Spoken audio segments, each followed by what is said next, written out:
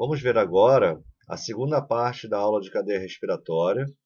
Vamos ver a transformação do succinato em fumarato, né, que utiliza como coenzima o FAD. Essa reação, como vocês podem observar, acontece no complexo 2. Então, uma das reações do ciclo de Krebs acontece no próprio complexo. A enzima succinato desidrogenase, se nós pegarmos um detalhe do complexo 2, olha que interessante. A própria enzima que transforma succinato em fumarato, utiliza FAD como coenzima, está aqui a enzima, dentro de um complexo proteico maior, que contém ferro, ligado à proteína. Então, esse complexo 2 ele contém tanto a enzima em si, succinato desidrogenase, quanto uma outra parte proteica, contendo ferro 3. Observe o mecanismo de transferência de elétrons. Quando o succinato se liga ao sítio ativo da enzima junto com o FAD retira elétrons do succinato, transformando em fumarato. Esses elétrons vão formar, então, vão para o FAD e formam FAD-H2. Bom, mas o FAD-H2 tem que voltar a FAD, senão essa reação não vai acontecer de novo. Não vai haver mais transformação do succinato em fumarato e uma das reações do ciclo de Krebs vai parar. Então o ciclo pararia. Então como é que faz? Lá dentro da própria complexo 2, uma parte proteica que contém ferro 3, o ferro 3 puxa os elétrons do FAD-H2, então o FAD-H2 se transforma em FAD, e o ferro 3 se transforma em ferro 2, está reduzido, está com elétrons. Aí vem a ubiquinona, consegue ligar aqui os elétrons e tirar elétrons, aqui o verdinho, ó, elétron, é menos. Tira o elétron e forma ubiquinona, 2 elétrons, ubiquinona reduzida, H2, 2 elétrons. Tá? Libera prótons. Então, porque é do hidrogênio, né? Então, eu tenho aqui a ubiquinona na forma reduzida, que vai para o complexo 3 e continua a história. Tá? Então, é assim. A ubiquinona transfere para o 3, o citocromo C pega os elétrons e transfere para o 4, que vai para o oxigênio, transforma em água.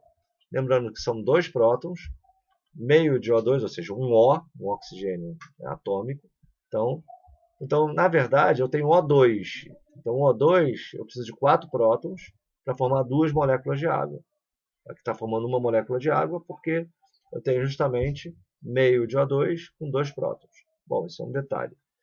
Então, pensando aqui na possibilidade energética, como uma transferência de elétrons, e esse caminho é mais curto do que do complexo 1 até o oxigênio, estimou-se que, para o NADH, que vem do complexo 1, como eu tenho uma transferência de elétrons, uma diferença de potencial elétrico maior até o oxigênio, o potencial de produção de ATP é maior.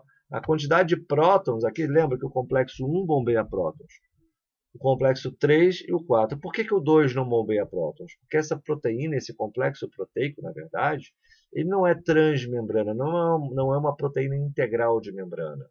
É uma proteína interna, voltada para a matriz mitocondrial. Não atravessa. Como é que os prótons vão poder passar por aqui se eles contêm carga pela outra parte uma bicamada fosfolipídica? Como é que vai passar por essa camada aqui, ó, de lipídios? Não tem como. Então, o complexo 2 não bombeia prótons porque não tem como passar pela membrana. Porém, o 1, o 3 e o 4 bombeiam. Como a diferença de potencial elétrico é maior entre o complexo 1 e o oxigênio, por isso que a possibilidade, né, de produção de ATP é maior do que do FAD-H2.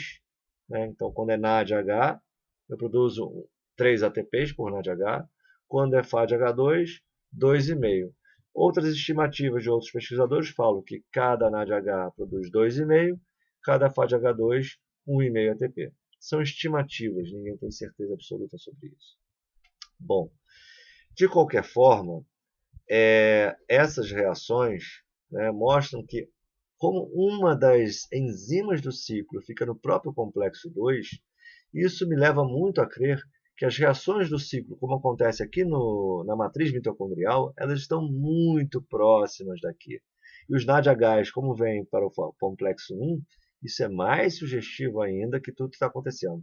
Nada foi provado até hoje que existe, vamos dizer, uma ligação entre todas as enzimas do ciclo, elas estão interligadas aqui. Ninguém provou até hoje que todas as enzimas do ciclo estão aqui, ó, formando um grande complexo enzimático.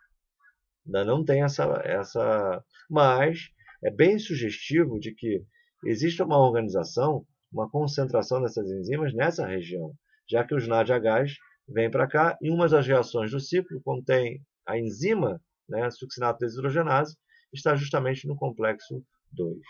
Então, é uma proposta bem interessante, esse sistema quimiosmótico, tá?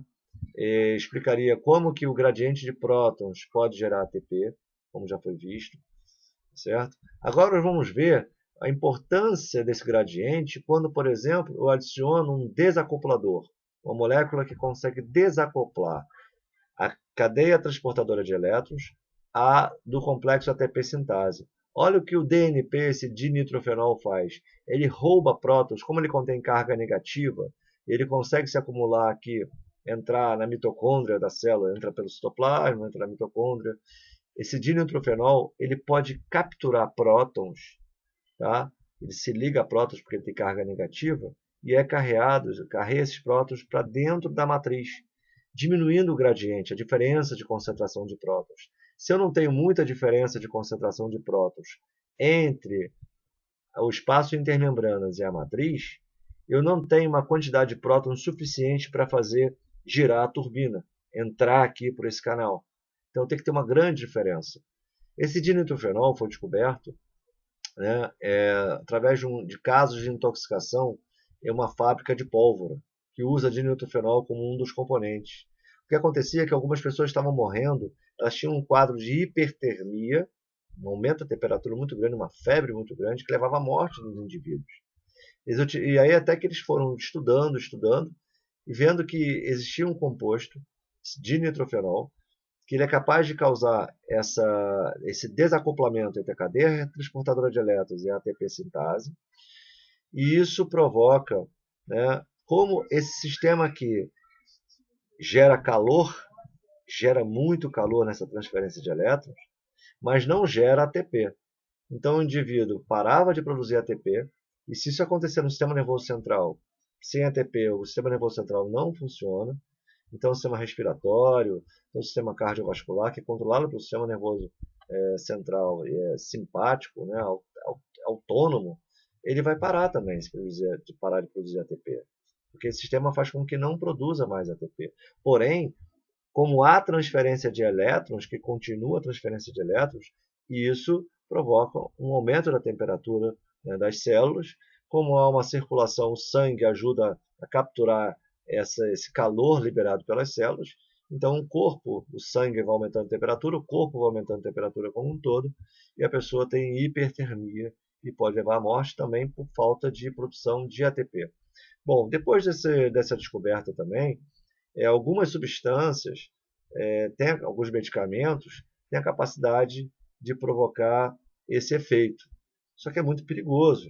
Então, algumas substâncias são usadas para o emagrecimento, né, que fazem queimar, vamos dizer, a gordura, queimar, excesso de carboidratos, através de um sistema desse, que você gera calor, não gera não gera ATP, e você consegue então fazer glicólise ou quebra dos ácidos graxos, da gordura, né, chegando a piruvato, acetil-CoA, entrando no sistema, sem interferir com a produção de ATP da célula e queimando, vamos dizer assim, né, fazendo o ciclo de Krebs funcionar, a cadeia transportadora de elétrons funcionar, mas desacoplada, só que é um sistema, né, que é perigoso. Okay? Então, esses processos de emagrecimento, esses termogênicos, são chamados termogênicos, geram calor. Né? Termogênicos, geram calor. Tem esse princípio aqui de desacoplamento. Okay?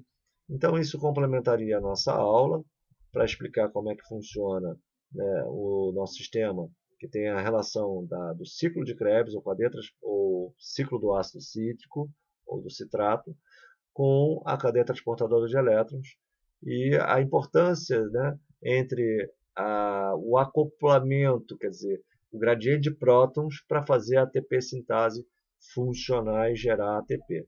Né? Senão não gera ATP se não tiver um gradiente de prótons suficiente, uma grande diferença de concentração de prótons entre o espaço intermembranas e a matriz mitocondrial. Certo? Então vamos ficar por aqui. Vou dar uma parada aqui no... Ah, se eu colocar um inibidor,